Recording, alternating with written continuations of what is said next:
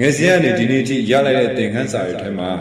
အနာကျင်ဆုံးသင်ခန်းစာကတော့လူရင်းနေပြီးတဲ့သင်ခန်းစာတွေပါပဲဘသူကအပေါ်ရန်လဲဘသူကအစ်စ်မှန်လဲဆိုတာအားလုံးသိတယ်ကိုယ့်အပေါ်ဘသူကလိုသုံးလဲဘသူကမရှိသုံးလဲဆိုတာလည်းသိတယ်တချို့လူတွေလူအတိတရားလေးများဝင်လာမလားဆိုတဲ့စိတ်နဲ့မသိချင်ဟန်ဆောင်ပြီးကိုအချင်ရောက်ဆောင်ပေးလိုက်တာပဲရှိတယ်အပေါ်ရန်တွေနဲ့မျက်နှာချိုသွေးပြီးပေါင်းတင်ဆက်ဆံနေတာထက်စာရင်တယောက်တည်းအေးချမ်းနေရတာပိုသဘောကျတယ်ပေးမှကံမှကောင်းပေးတတ်တဲ့လူတွေကိုလည်းသိတယ်ပေးနိုင်မှမျက်နှာချိုတွေးတတ်တဲ့လူတွေရဲ့မျက်နှာတွေကိုလည်းကောင်းဖတ်တတ်တယ်သူတို့လိုမှလေချိုလာတွေးတတ်တဲ့ရှေ့တစ်မျိုး၊ကွယ်ရာတစ်မျိုးနဲ့လူတွေကိုလည်းသိတယ်ပေးကမ်းတဲ့လက်ကူမှရွေးပြီးဆွဲချင်ကြတဲ့လူတွေကိုလည်းသိတယ်ခြေတွေပဲပြောအကျော်တင်းတယ်ပဲပြောလောကမှာလူတွေနဲ့တန်ရာပဲဆက်ဆံတာအကောင်းဆုံးပါ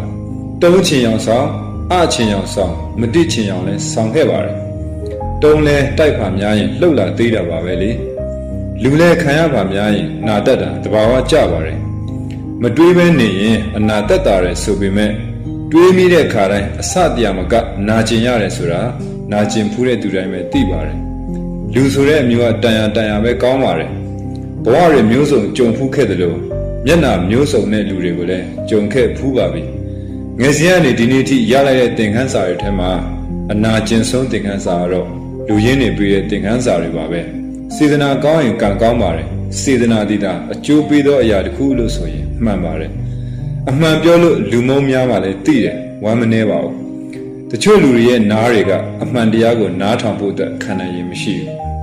အချိန်တန်တော့လေကိုနဲ့အတူရှိနေပြီးတဲ့လူနည်းစုလေးကိုပဲပိုတန်ဖို့ထားမိတယ်လဲကြခွင့်မပေးသလိုပြိုလဲခွင့်မပေးပဲကိုနဲ့အတူရက်တည်ပေးတဲ့ကိုရဲ့ပျော်ရွှင်ခြင်းဝမ်းနည်းခြင်းတွေကိုဥပိ္ပခာမပြုတ်ပဲကိုနဲ့အတူမျှဝေခံစားပေးတဲ့လူတချို့သာရှိနေလုံလောက်ပါပြီ